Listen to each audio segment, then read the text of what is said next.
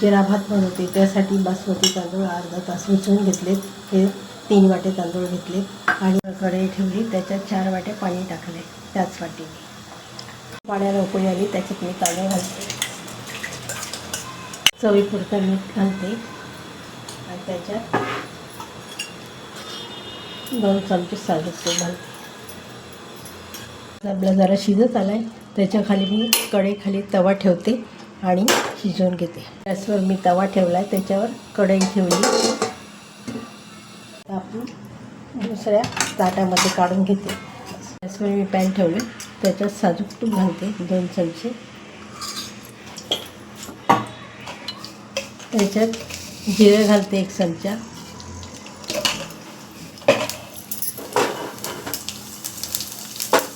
आता जिरं तडतडले. त्याच्यावर मी भात घालते. आपल्याला लागेल तेवढं भात घ्यायचा.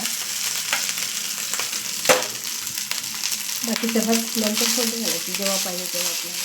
आणि हे परतून घेते. त्याच्यावर मी थोडी कोथिंबीर टाकते. अशा प्रकारे आपला जिरा भात तयार झाला. आवडले तर लाईक करा, शेअर करा, सबस्क्राईब करा. धन्यवाद.